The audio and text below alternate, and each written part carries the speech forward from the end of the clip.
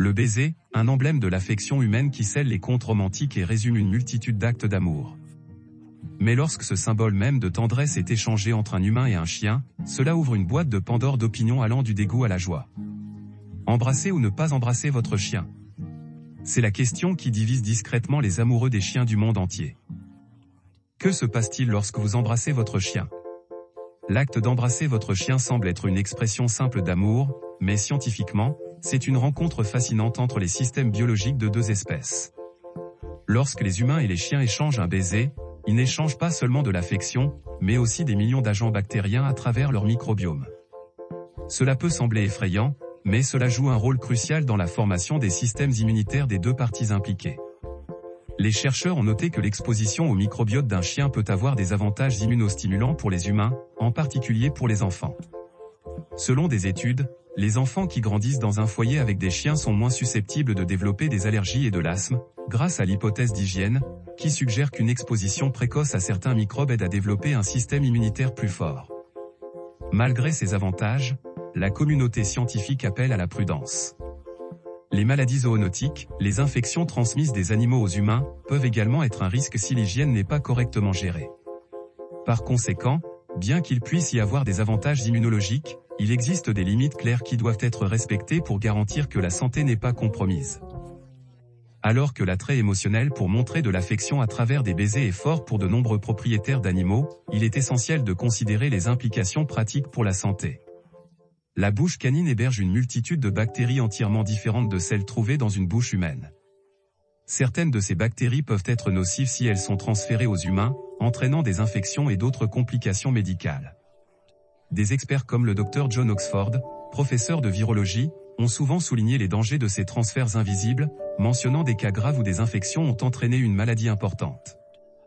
De plus, des parasites tels que les ankylostomes, les ascaries et les protozoaires peuvent également être transmis des chiens à leurs propriétaires par un contact étroit comme les baisers. Inversement, les humains peuvent également transmettre des maladies aux chiens.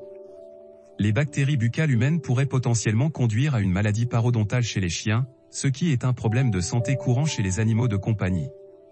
Cela nécessite une approche prudente et une gestion responsable des animaux de compagnie, en mettant l'accent sur des soins vétérinaires et dentaires réguliers.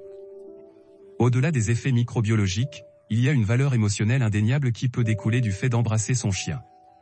Pour beaucoup, l'acte d'embrasser son chien est une expression profonde du lien qu'ils partagent. C'est une démonstration mutuelle d'affection et de confiance, des composantes essentielles d'une relation saine entre le propriétaire et l'animal de compagnie. Les scientifiques du comportement ont observé que de tels actes d'affection peuvent augmenter les niveaux d'ocytocine, connue sous le nom d'hormone de l'amour, chez les humains et les chiens.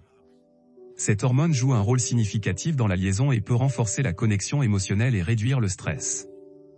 En ce sens, embrasser son chien pourrait être considéré non seulement comme un moment d'affection, mais comme un échange mutuellement bénéfique qui renforce les liens émotionnels. Cependant, il est crucial de noter que tous les chiens n'apprécient pas les baisers humains.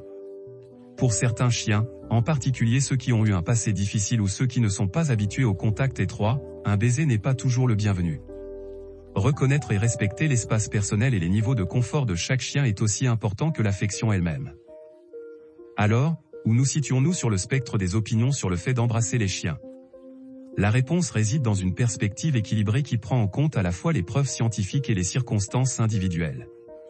S'informer sur les risques et les avantages potentiels pour la santé est crucial, tout comme comprendre la personnalité unique et les niveaux de confort de son animal de compagnie. En pratique, cela signifie peut-être opter pour des moyens alternatifs de montrer de l'affection, tels que caresser ou jouer, qui peuvent être plus agréables pour le chien et plus sûrs pour le propriétaire. Il s'agit de trouver un juste équilibre où les besoins émotionnels et les considérations de santé des deux parties sont respectés et pris en compte. En fin de compte, que vous choisissiez ou non d'embrasser votre chien doit être une décision prise avec une réflexion prudente sur les faits scientifiques, les pratiques d'hygiène personnelle et, surtout, le tempérament et la santé de votre ami à fourrure.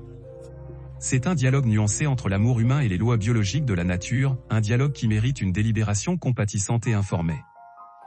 En conclusion, embrasser les chiens est une question multifacette qui nécessite un examen scientifique et compatissant. En respectant à la fois la science et nos liens partagés avec nos compagnons canins, nous pouvons favoriser des relations qui sont non seulement enrichissantes sur le plan émotionnel, mais aussi conscientes de la santé et du bien-être.